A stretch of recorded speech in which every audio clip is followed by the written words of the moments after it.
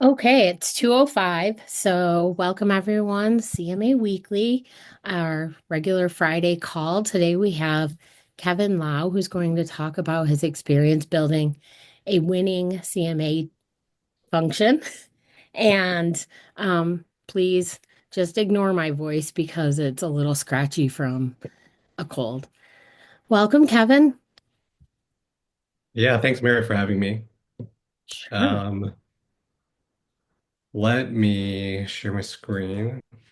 And if you have any baby pictures you want to throw in there, I'm happy to see them. Oh, I don't. If I if I did this, if I had a little bit more planning time, I would have put like some memes and baby photos and all that stuff. Oh, I okay. actually some of my team's on this call, so I post it all the time in our Slack channel. But I'll send it to you guys separately in the CMA Weekly. Okay, that sounds good. I'm so excited because you, Sienna, and Daniel all had babies last year. So I'm like, it's so nice to watch my community grow. It just means like the three of us are extremely tired all the time. True. All right. Are you Um, is your screen share working okay? Let me I don't actually know where my slide went.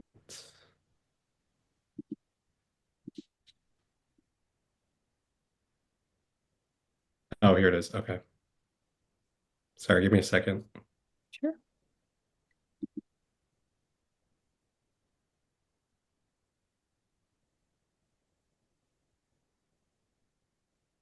I noticed Evan Huck from User Evidence posted about having a lot of conversations with people that are only investing in AI companies now, which I thought was kind of interesting. And somebody asked, well, what exactly is an AI company? But um, I think it goes to show like the interest will just keep growing. Yeah, for sure. So, I hope this information is helpful. What I basically did was I tried to, Mary and I talked about this a couple months ago, think about just, what would be helpful for the folks in this group. My intention always been about like how do we continue to upskill customer marketers, and I think we have a great opportunity because we're so close to what the customer is doing, and we sit at the center of most organizations. And really, this is kind of a little bit of a show and tell of, how we built kind of the team within Freshworks. Almost look at it sort of like a case study, but I think there's some lesson learned that hopefully will help make, your jobs easier too as you start to think about your team's remit, as you think about expansion. I've been in the same boat that many of you guys have been in, a single team of one, taking on my first management role, building programs, initiatives, and eventually, taking on more senior positions. But what I've noticed and learned over the time, it's been really more of a progression as opposed to just like stepping into something and, figuring it out from scratch. And a lot of it are things that I've picked up from other mentors, coaches, you name it. And so this will be a little bit of a discussion point. There will be a couple slides, but by all means, definitely feel free to ask questions along the way too. Okay. So just in terms of background, I joined Freshworks back in March 2024, so it hasn't even been a full year yet. Um, the crazy thing is when I made the decision of joining, as many of you guys know, I had a baby the second month that I joined.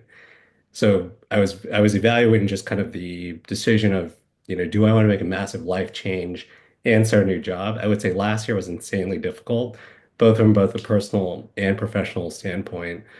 I will also say, just I'll be the first to admit it, this was my first VP job, so imposter syndrome was very real for me.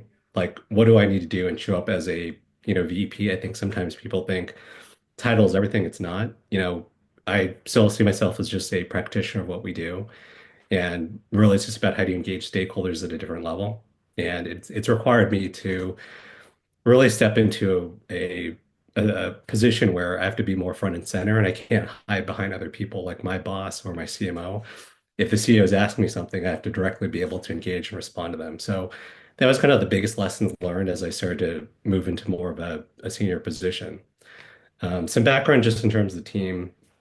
For those of you guys that are not familiar with Freshworks, Freshworks is kind of it's a very interesting SaaS organization, based in Silicon Valley. It actually has deep roots in Chennai. So a lot of our employee base, about half of them are actually based in India. So we have a good mix between Chennai and Bangalore. And so my team is actually very distributed. So I've worked for global teams before. I've had global organizations, but this was the first time where I've actually led a team that was very distributed, both by geography and based on, location, et cetera. And I would say they were fairly junior in terms of their tenure. They were looking for upskilling. They were hungry for direction. A lot of things that, we could build a strong foundation from. The thing is, we also had a lot of programs. They started essentially customer marketing back in 2019. So for a good 4 or 5 years, they had a set of programs. They had a good, strong customer base. But the problem was that a lot of the programs were disjointed. They didn't necessarily have a suite of solutions or portfolio that led to a connected experience. So if you're building programs, you have things like insiders, other types of initiatives. It came back to how do you create this experience that is going to bring a customer from an end-to-end journey and really want to work with you across their engagement with the organization. So we want to move beyond sort of that transactional relationship. I would also say the organization was fairly immature when we thought about what does customer marketing actually do. So you guys may have experienced this as well, where when you use the term customer marketing, it may mean upsell, cross-sell, or it may mean customer advocacy, or it may mean storytelling. I would say within Freshworks specifically, customer marketing really meant stories. Like how do we create more evidence? How do we create more use cases? Everyone was asking about more evidence, and that was kind of like the number one thing that they looked at this team for helping to solve for. There also was a lack of best practices and structure. We had a lot of teams that were working independently, siloed.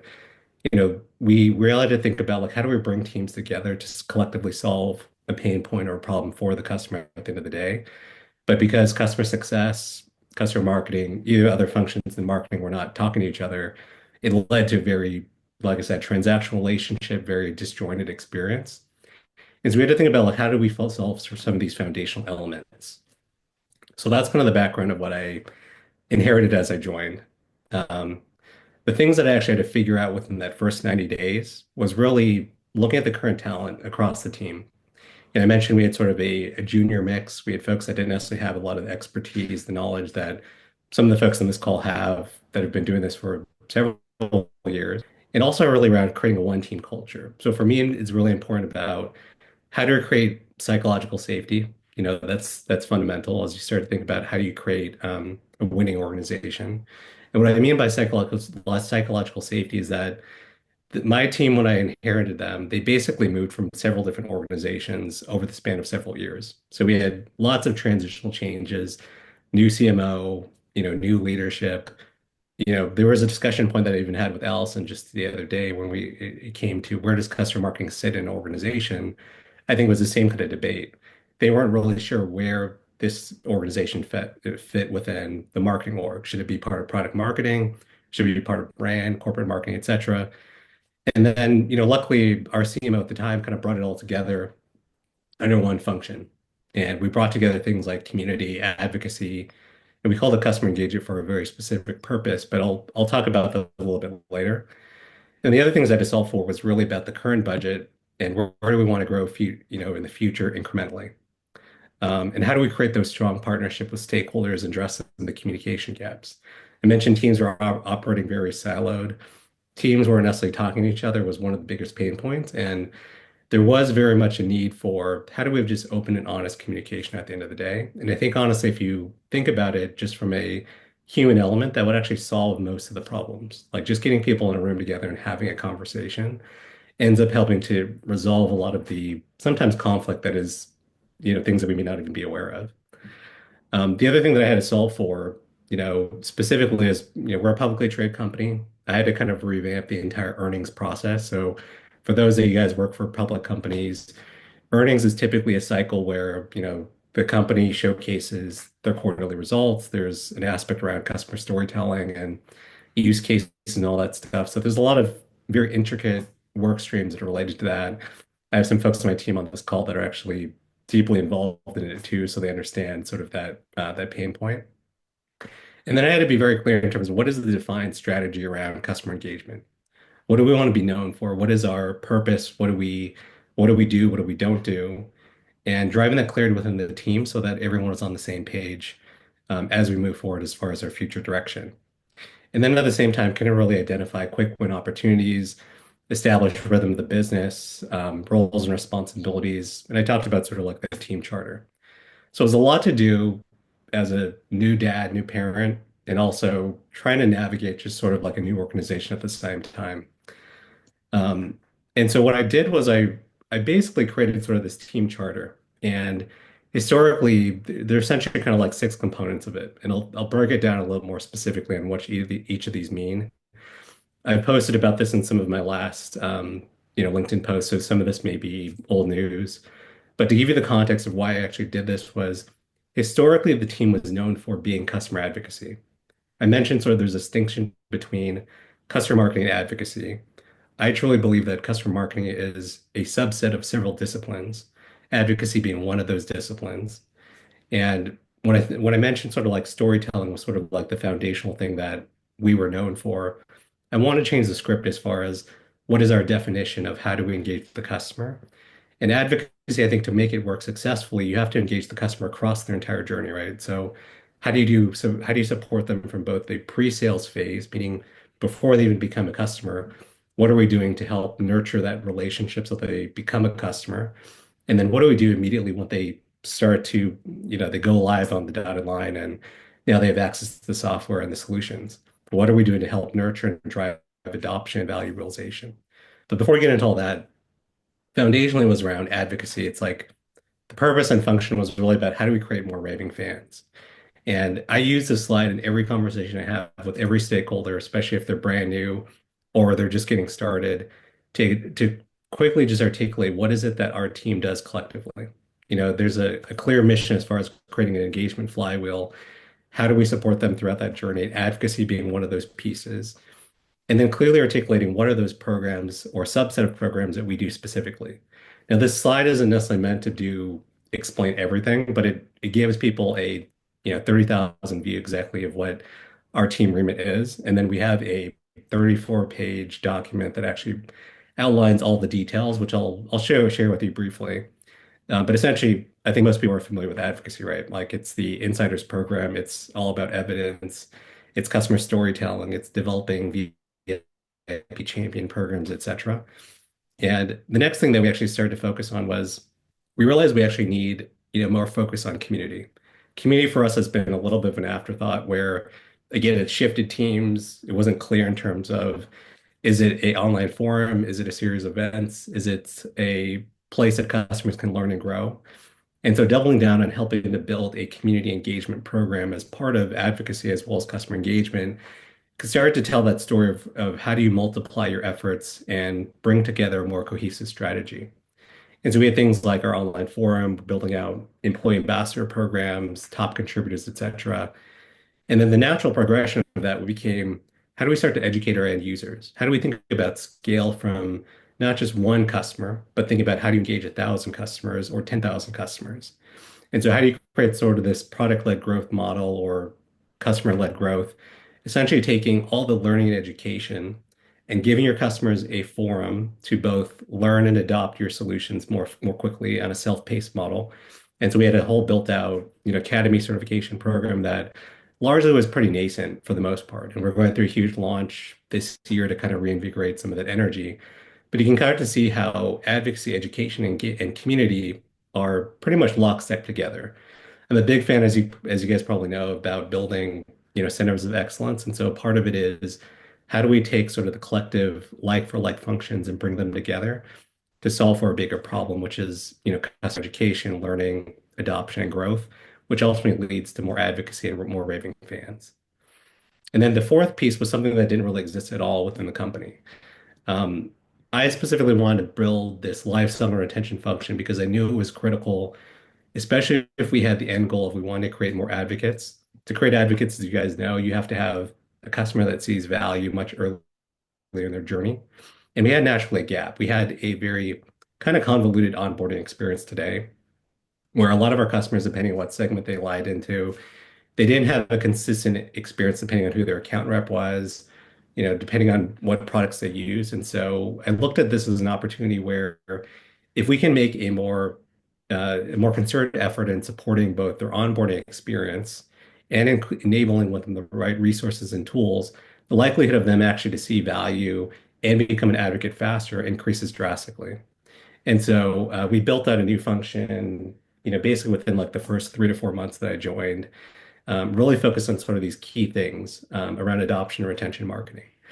There's a reason why I specifically don't have expansion as part of this, and one of the reasons is because I knew that the area around adoption became so critical that we need to solve this first before we could sell a customer more things down the road.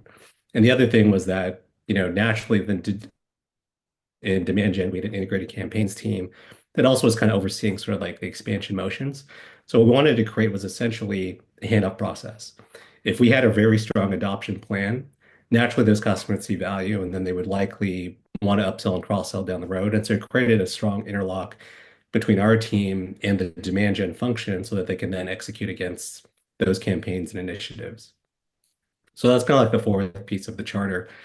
The fifth area that we kind of built out was really around customer comms. When we think about comms, this is sort of like a horizontal piece where, anytime you're sending out like a one-to-many communication, there's always a lot of friction that erupts, especially when you're talking to a customer and they're not clear in terms of what's the goal, what's the outcome, what's the value of why I'm getting 20 different emails from various teams across the organization. And so this came about because we needed to think about the air traffic control of how do we navigate the complexities of many different teams that all want to have a communication opportunity to communicate directly with that client, but they didn't know how to do that in a meaningful way. And so it leads to a bad customer experience, it leads to more spam, it leads to just lots of different touch points. And so the goal is around how do we continue to, you know, create sort of like governance and structure behind it and really build out sort of this flywheel. And so we looked at the comms piece as a critical component of it. The last one I'll mention is sort of executive and voice of the customer.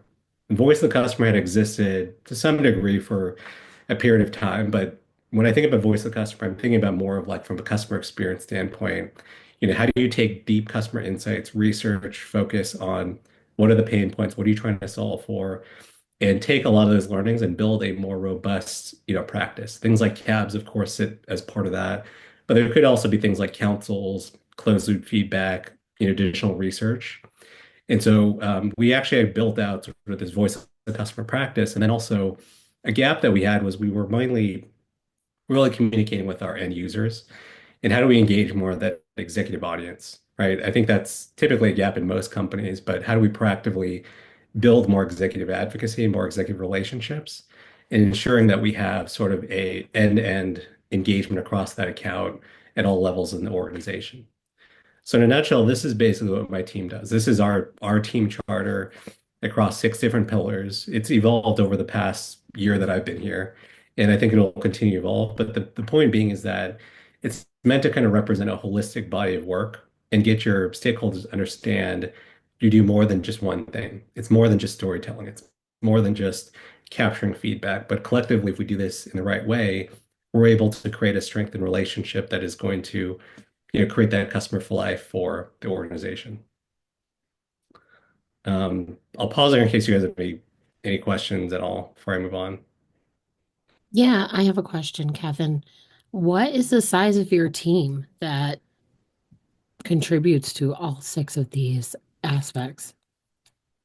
Yeah, so we're fortunate that we have a fairly built out organization. I mentioned that when I joined, we had about 14 people, including contractors at this point. We have a couple other roles that are going to be opened up. So I would say we're probably somewhere between like 32, 35, like all in, if you think of the resources across the board.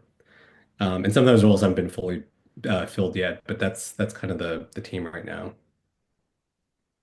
Nick Venturella asks, how do you simplify this for a team of one? That's a Yeah, good right. question. I mean, you got to start somewhere, and I think it goes back to prioritization. It's not about doing too many things because I think I even posted about this today. It leads to burnout, and I've been guilty of that myself. I think it comes down to like, what do you want to be known for? What is strategically important to your C-suite? How do you align your goals to the company imperatives and initiatives. And so maybe it ends up being a slice of this. Maybe if you say, adoption or retention is the number one thing that we want to do right in 2025, then go all in on that and create a set of, maybe one, two, or three things that you can do exceptionally well to support that work stream. I think there's also something to be said about shared goals that bring in multiple teams and different disciplines together. So instead of kind of representing your own work as the only thing that, you want to, plant your flag on, I think there's a lot of things that you can do in partnership with customer success. A lot of these post-sales teams that don't have a very connected experience themselves, it's very siloed in terms of what the customer experience is. But if you can kind of bring those collective energies together, you can multiply your effect, by tenfold. And so I think it's almost like partnering closely with like support, customer success to really create more of a holistic, plan. And then it takes sort of like the burden off just yourself on having to solve for it only. We have a couple more questions. I want to ask one. How did Freshworks or how did you decide that Freshworks was ready for all of this? What could we look at in the companies that we work for that would say, this is the type of approach we should take? This is how we should grow.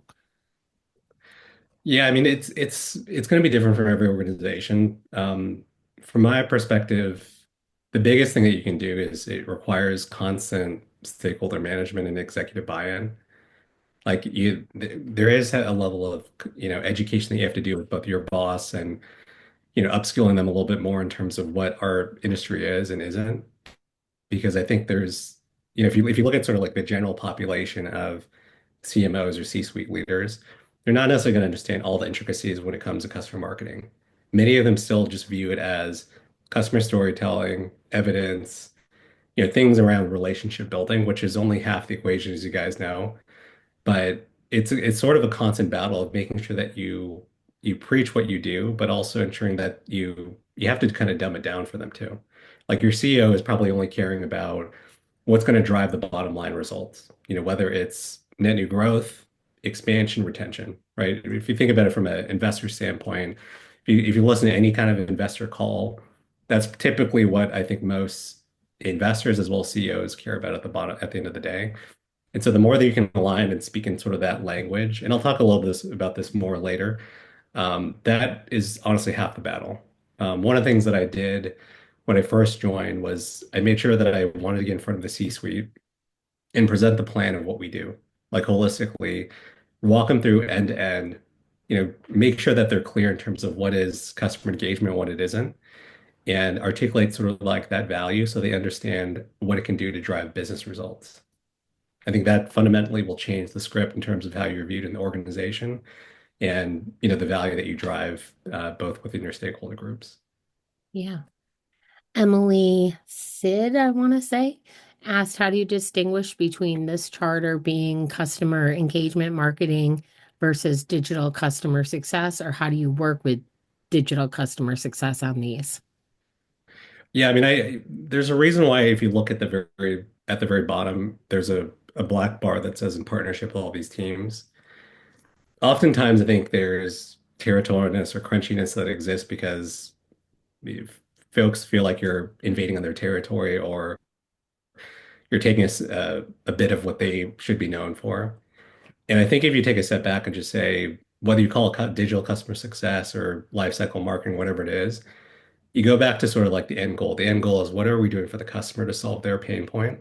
And how do we rally these collective efforts? Every team is under-resourced, whether it's us or customer success.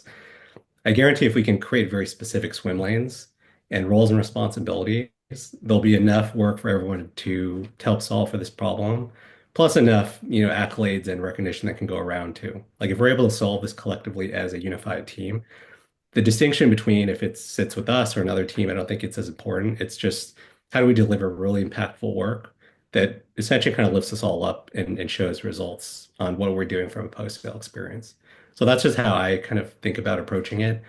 But obviously, there will be very, tactically what each person does and doesn't do. And again, it goes back to sort of like those roles and responsibilities of how do you articulate that to those teams so that it reduces sort of like the tension that may exist and really brings them together on how you work as one collective group. Thank you. B. Bedford says, do you have FreshBook executives collaborating on the executive and voice of customer pillar? And how were you able to engage them to get that collaboration, encourage them to get that collaboration? Oh yeah, and Brad knows this very well. I know he's he comes from the same world that I did.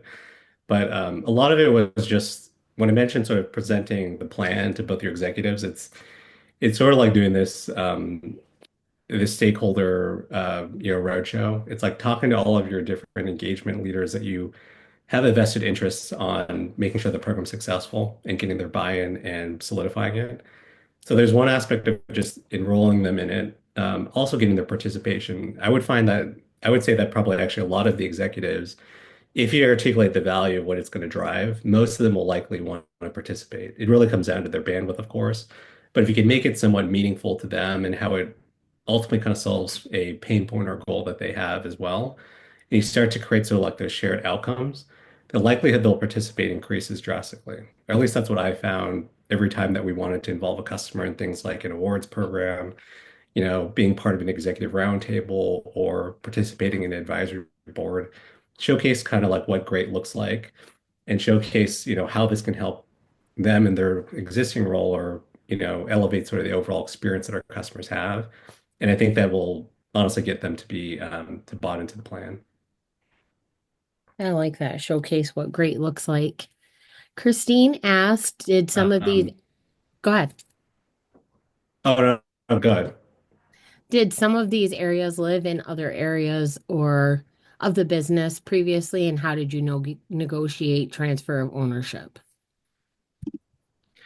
Yeah, I mean, some of it existed in a piece or a part of it. Like, for example, some folks thought that they did customer storytelling because they owned like an aspect around like writing the content. But like fundamentally, when you think about the end-to-end journey, naturally, I think it made sense that it was part of like advocacy as a body of work.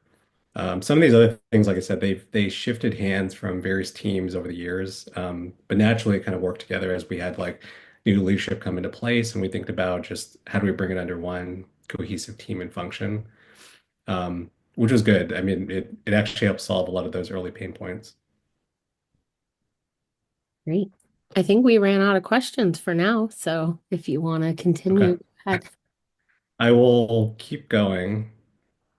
So the other thing that we did, and this was more kind of like recently, and I'll share some of the other, I have some other slides I'll go through, but we looked at like how do we continue to scale our efforts, and we realized that, you know, our customers don't necessarily need to see org charts. They want to just know like how do we improve their experience over time and how do we best partner with them. So we basically kind of broken up our team by persona. So we have a team that's focused specifically on practitioners. And the main goal is like how do we think about it from a one-to-many standpoint, where really the focus is on how do we upskill, how do we drive more adoption, more utilization of our products. And then we had sort of like an influencer band, which is typically you can kind of think of like your core advocates or your advocacy initiatives, but really how do we create more brand evangelists? And then sort of that executive audience is more about the one to few, one to many, or one to one kind of relationships. And how do you create more thought leadership, peer-to-peer networking, brand credibility, et cetera. So distinctly across those six pillars, we have sort of like these three areas where the team is kind of broken into. And then we have sort of like a comms component, like I mentioned, and then an operational piece that help drive sort of like the standards and kind of just make sure that we have sort of like systems in place to help us scale. I think that's sort of like the biggest area where I found that as you start to grow in your career and as you start to take on like larger remits, it becomes more difficult to standardize across, a number of team members. And so how do you make sure that you have a strong operational layer becomes super critical to help you get to that next level. So I'll talk a little bit about just sort of like year one highlights or, focus on some of the quick wins that we did, over the 12 months that I've been here.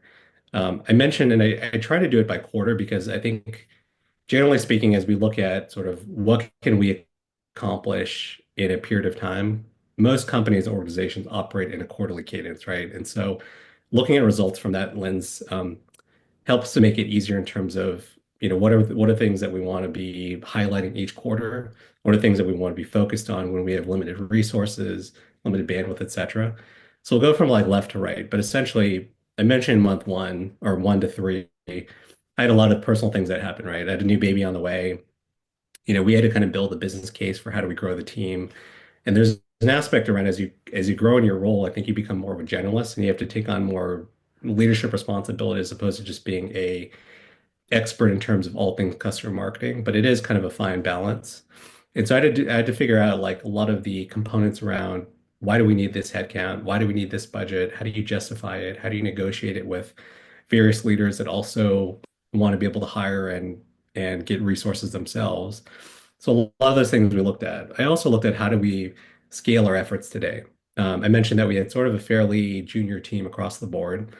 And we needed to bring in like best in class vendors and partners that I've worked with in the past. So I looked at specifically Captivate Collective. I looked at Big Sky. I looked at User Evidence.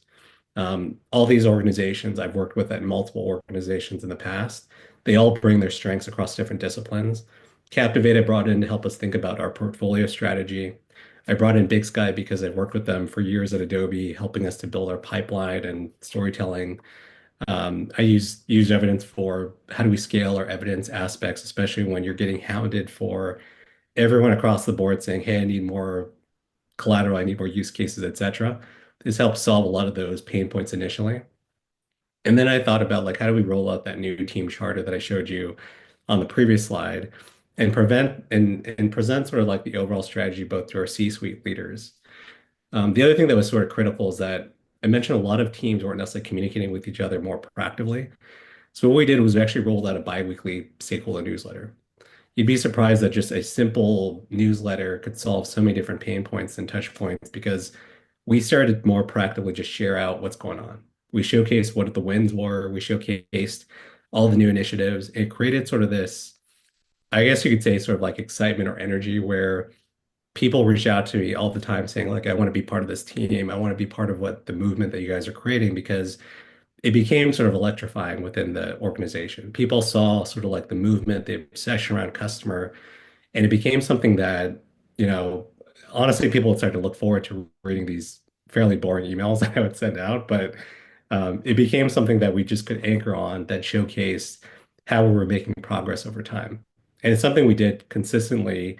Now we kind of moved it to more of a monthly cadence, but it started to help kind of tell that story in situations where we weren't necessarily always being able to be in those meetings or discussion points. So that was kind of like that first key milestone. In month 4 to 6, we really kind of took it to the next level. We took sort of like the foundational elements. I mentioned like we launched a insiders program, which became sort of like our flagship advocacy initiative. We revamped the entire earnings process. We ended up hiring very critical leaders across the board. I hired Karina, who was, she has been incredible and very critical to our success, driving both the program management levels and just the organization with the team. We also hired another really strong professional, Christina Maluzzi, who I think I know a lot of you guys know. She's, learned so much from her every single day, but she helped us kind of build out to these new functional areas within the team. And then we launched a pilot program with Use Evidence that helped to really, showcase a lot of the work that the team collectively was doing. And it just became like, it took on a mind of its own after there.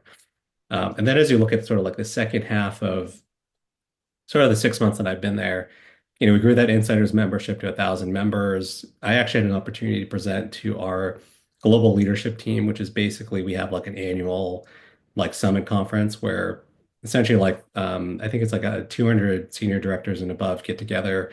So that was another forum to kind of like present the plan. The whole point, though, what I'm trying to articulate is there's moments in time that you kind of continue to plant the seed and you showcase the wins periodically. So it's not just sort of a one and done situation, but it becomes sort of this ongoing drumbeat where you showcase what collectively we're doing to drive sort of that customer obsession that I've been mentioning. I won't go over all this, but you can kind of see as you read through this sort of the highlights there. And it all became sort of this constant, how do you have these discussions with your stakeholders and paint the vision and roll them on where we're going as a collective organization, why it makes sense. And then it became time for how do you justify headcount? How do you justify budget? It's the same thing. It's like, how do you continue to enroll them in why this is important and why they should invest in this versus something else? And then these are just kind of some things that we're launching this year, but across the board, I mentioned sort of like some of the practitioner programs, influencer exec, a lot of things collectively. We have it all kind of documented in a 34, 35 page, brief essentially. And it goes into finer details on everything that, what does it mean to be a practitioner? What does it mean from an influencer? What's the roadmap? What are the key milestones? Very detailed. And there is also a level of detail that I think is important for execs to also understand when they see the body of work and what it represents collectively for the company. There's more trust that's built as part of the process too. And so that's why we kind of spent exhaustive time just over the past, 3 to 4 months, kind of like really building this out very comprehensively. Um, and I think this is the last that I have, but basically, I think what made the biggest difference was the first one is really creating that one team culture. Celebrating and highlighting wins along the way is what I kind of mentioned earlier. The other thing was sort of that driving accountability and operational rigor. I mentioned we had a fairly, junior team, and so we had to think about like how do we upskill the group? How do we give them standards, best practices? How do we proactively communicate, what they're doing, both to their stakeholders and their partners? And then how do we also think about building trust within the C-suite? It's really about how do you understand how the team speaks the same language of your stakeholders, right? Like the CEO is not necessarily going to understand advocacy influence and reference programs. They just say, how do we create more how do we create more fans for Freshworks, right? How do you simplify the messaging so that they understand it? And then we also think about how do we showcase the future and vision of what great could actually really look like. And then executing with precision was something that I've constantly talked to the team about, making improvements. It doesn't always have to be perfect, but how do we make it a little bit better the next time we launch something? And driving sort of that internal customer obsession, moving from those relationships to something that's a little bit more strategic in nature, having those tight interlocks. And really just over time, I think we became known as sort of this team that is driving this sense of obsession within the company. And it creates sort of like a movement itself. So that I think people feel like the team that has momentum behind it, it creates like that force multiplying effect. I don't know how else to describe it, but that's sort of the way to think of it. Um, so I think that's all the content I have. I'll open it for other questions that you guys have, either on this or other things you guys might want to ask I me. would love to just jump in. How do you define a center of excellence? Like, how do you, in a nutshell, your elevator pitch, what a center of excellence is? I basically describe it as sort of like bringing like to like function to solve a bigger problem, and why naturally, if we collectively operate as one collective team, we can have a bigger impact versus us, being part of several, 4 or 5 different organizations.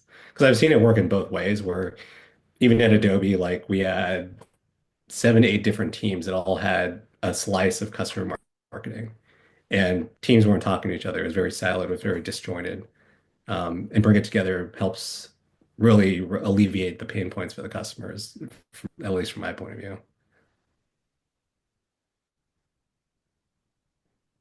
I think Shane asked a question. What does a typical week look like for you? Where you're spending your time? I probably spend way too much time on LinkedIn, but that's aside. Did Freshworks have pre-established ways for you? Oh, sorry.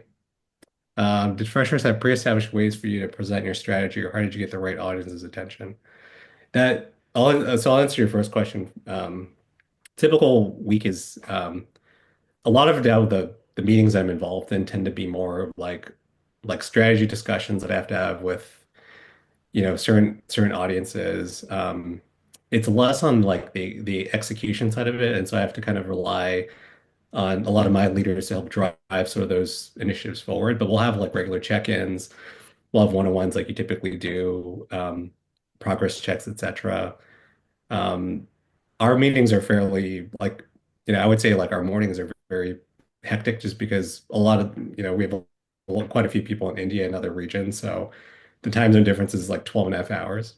Um, I'm actually going to India tomorrow, so there's a lot of just travel things that I also have to deal with in a given week. The second part of your question, I would say like we have sort of like a rhythm of the business when it comes to operating how we work collectively as a company. And so naturally there's forums where like our management team would come together once a month in person. So like there's forums where I can proactively communicate like the plans or give them updates. So that's happened kind of like periodically throughout the year.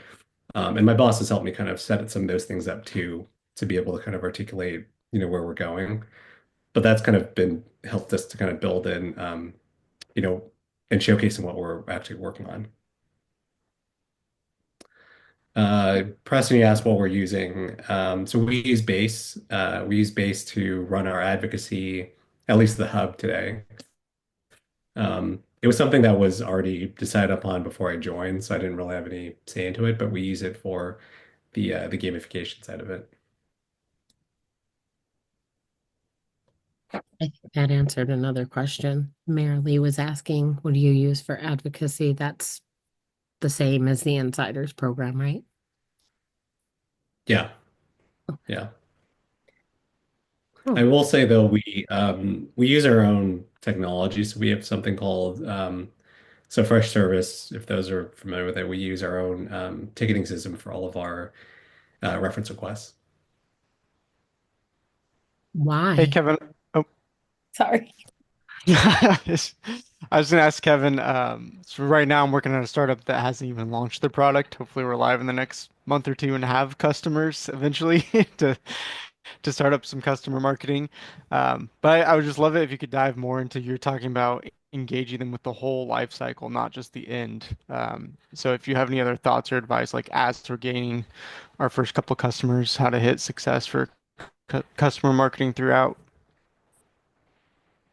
Yeah, I mean, I I think the biggest thing is like if you're, especially if you don't have a product that's launched yet, instead of building a plan yourself, have the conversation early with all of your collective, stakeholders. So whether it's customer success or product, you want to get their buy-in and make them feel like they're invested in whatever the output is that you're developing.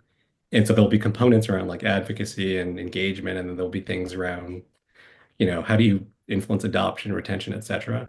But I think if you can create a program that feels like it's something that represents the company, it represents these collective groups, then you'll get more buy-in initially from all the people that want to be on the same train with you, if that makes sense. So essentially, you're kind of like building sort of this like MVP, but you're taking all the inputs from these other groups that are involved in the process too. Got it. Yeah, that's helpful. Thank you. I think Sue asked, what do you use for community? We use Insighted, so Gainsight Insighted. I would love to see your ticketing set up for the references sometime. That sounds very interesting to me. Let's see. Oh, you Emily, could probably ask. Sorry, I think Lily was on the call earlier, but she helped kind of build our reference program. Hmm, okay. Emily asked, can you talk about how you worked with data teams to get better metrics tied to business value? Oh, I mean, we could talk for hours on the whole data thing, but it's I mean, some of the stuff we're still trying to figure out ourselves right now. Like, we have our success metrics, and then we also have the click down goals. We have like everything tied to an OKR. So we have like five functional OKRs as a team, and then we have probably five or six sub goals as part of that. For us to be successful and be able to report on this, we have to have a strong partnership with our data and insights team. So one of the trips I'm making next week is meeting a lot of those people in the office because a lot of our insights group lives in India. And so they actually can help us build sort of these dashboards and reporting. We actually have some of it fairly robust right now for like our storytelling that other folks on the team has helped create. But yeah, a lot of it ends up becoming a very deep partnership with not just us because we're not like the data experts, but we have to rely very heavily on our sales ops team, our marketing ops, also going through a lot of technological, I guess you'd say digital transformation efforts too at the same time. So there's the personnel changes, there's the process, and just, how do we collectively get the insights in one place? But that always is sort of I mean, that in itself could be a full-time job.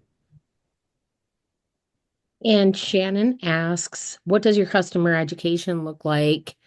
And did it exist before you pulled it into customer engagement? Yeah, so we did have an education program. We called it Academy. Well, technically it's still called Academy. We're actually revamping it and calling it University. That's going to launch in the next month or so. But basically, we used NorthPass with Gainsight. So we had sort of a learning management module. The problem was that it was not very well embedded in terms of the overall customer experience. So customers had to more proactively find it on their own.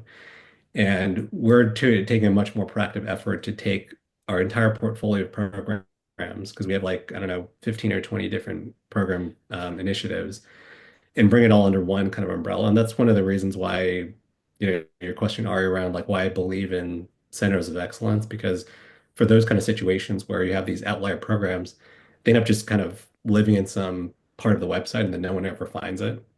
And so if you can bring it all under one house, and imagine if you're working with your account teams in parallel, and the customer is asking like, how do we, what if we want to take a relationship with Freshworks to the next level? What does that mean? And the account teams are asking you for advice and how can you create a more prescriptive plan? You could take a lot of these key programs and surface up to them and package it to create like a more custom engagement. And things like education could be around how do you upskill your agents, your end users. And so, long story short, it was sort of a nascent program that existed, and now we've kind of bring it under the fold and tied it very closely with community. It's actually part of the same team that rolls up to a leader on that we have. And so the purpose is really around how to drive adoption and retention across that collective charter. Well, it seems like you have to stay a few steps ahead of each of these things that you put into place so that you can help these other teams and different aspects of the customer life cycle. Yeah, totally. Val said, I'm betting you insured your amazing collection, and somebody else weighed in on how cool your collection is. Um, thanks. I don't know if it's insured enough. We'll put it that way, but yeah. Actually, this is Val, if you don't mind me interrupting. That was really just a PS, just astounding. I saw you had posted the whole room the other day. It was amazing. But you know, first of all, it's a lot of work. What you're doing is a ton of work, and you have 30 something people. Kudos. But I think, I don't know, you go to one of these sessions and there's always just kind of something that comes out, right? That just kind of freshens it in a way that worked. And when you were talking about going around and getting input from the stakeholders, I've really underestimated that because I know what needs to happen. And maybe that's arrogance or something on my part, but it's pretty stinking obvious. But when you were talking about it, I don't know, the epiphany of, wow, but now they are invested. Now they are aware and they care and they're part of the solution. And I think that's what you were communicating, but it just was so helpful to just kind of say it is worth spending time hearing the same thing over and over and over again because they feel heard. They are part of identifying the problem and solving the problem now. Am I hearing you correctly? Yeah, totally. I mean, I think Shannon, you asked the same question around how do I spend most of my time? I didn't answer it directly around stakeholder management, but that is like probably 90% of what I have to do at this point. It's ensuring that people understand anything that we're launching very clearly. It's not stepping on any toes. It's how do we create more of a kumbaya relationship, if you will. And a lot of it is just making sure that you're representing their interests as well as your own.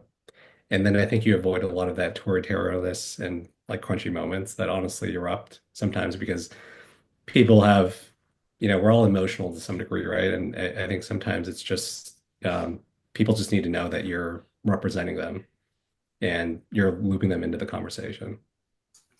Can I ask another question on that? So if you're a team of one if you're spending 90% of your time managing internal stakeholders, you're not producing any content. And frankly, that is the one thing that is your proof of value if you're delivering content or references. Do you have advice for someone in that situation? Yeah, I mean, I think part of it is like do what you can control. Like, I think it is very easy to start getting to a situation where, you have to do 20 different jobs because everyone's asking you for something. And I think actually people will respect you more if you push back on them and say, these are the three things that I'm focused on. And even if you go through like your goals and your OKRs proactively with them and say, like, what do you think I could drop based on what you're asking me to take on? And I think like the communication piece, part of it is even just sending out a quick, Slack message or an email update. Like, I don't think it has to be anything fancy. It's just letting people know sort of like the status of where you are at the moment in that given cycle. I think sometimes we always think that the communication has to only happen when it's a major launch or some kind of like big milestone, but I think you could also do communications when it's just giving them progress updates. Because part of it is just like keeping them informed on like what's going on so they understand that you're still focused on the most impactful things. It's not necessarily you've hit the finish line yet, but at least they kind of know where you're at and where there's some dependencies and roadblocks. Because when we started doing this newsletter, I used to highlight the fact of, where we need the account teams to lean in. Where do we have red flags? Where do we need the executives to support us, whether it was that with that account or, we had sort of like a red, yellow, green status. So that was kind of one of the reasons we also kind of did some of those newsletters to help solve for gaps that we have currently based on our own capacity as well as just ability to take on some of these things. Thank you so much. I'll shush now. Thank you so much. It's so nice to see you and meet you. And I want to just do this again and again and again. Listen to this recording. No worries. We have probably time for one more question. If somebody wants to pop one in the chat or raise your hand quickly or even just start talking over me. I just had a quick comment. This is Nick. Hey, Kevin. I put it in the chat, but I just wanted to tell you I've been meaning to catch up with you. I actually created a virtual Kevin learning model based on your LinkedIn posts in Notebook LM that so I can ask virtual Kevin, what would Kevin do in various situations. I just wanted to Oh, say well, thanks for all your content because it's really helpful. I'm gonna do the same for you. I'm gonna create a virtual Nick. All right, perfect. We'll That compare is notes. so funny. That's awesome. We're all gonna Um, have to have that. We're You've gonna have to arrived. share. You've arrived, Kevin. If there's a virtual bot of you, if we have 1 minute, I have a question for you, Kevin. What is the most powerful question that you ask when having meetings with stakeholders and executives? oh, that's a hard one. Well, of course, or it wouldn't be any fun. Um, I mean, usually the question I ask them is like, what could I do to help make your job easier? And they honestly, and they end up asking me the same question. It's like, what can I do to help you? So it goes both ways, but I think it also allows for like a little bit of the vulnerability in that when you ask that question because everyone's busy, it helps them start to reframe what is it that it's important to them too, and how do you could partner together as opposed to just doing it yourself. Or at least that's how I think about it when I ask the question, and um, so that's probably one, at least top of mind. Thank you. That's a good one. Thank you, Um, Allison. if I could take 1 minute, I forgot to actually show this, but I did want to share this with you guys first. So, I like to give back to the group. I mentioned a couple weeks ago that I was going to do a mentorship program, and I get a lot of value just, helping coach both my current team as well as like others. But I want to create something a little bit more formal. So within my own like capacity, I'm willing to take on about 3 to 5 mentors or mentees. And I'm going to structure this as sort of like a 3-month pilot. And if people like to do it and, we can think about extending it further. But I'm open to doing, a monthly kind of mentor session with about 3 to 5 people. That there's a basic application form. It's not really an application form. It's just, interest form really. But fill it out if you guys are interested in participating. I'll have it open for the next like 3 or 4 weeks, and I'll post it on LinkedIn. But I want to give this group like first dibs on it if you're interested in joining.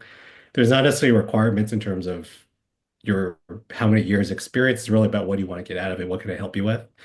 Um, the one thing I would say, the expectation to make this work is I need the mentee to be proactive in terms of scheduling the meetings, scheduling exactly what do you want to get out of the conversation, things that I could actually help you with. If I can't help you with it, then I'll be honest and tell you. I also want to say that this is not a job opportunity. My team will have roles that open up, but this is not the same thing.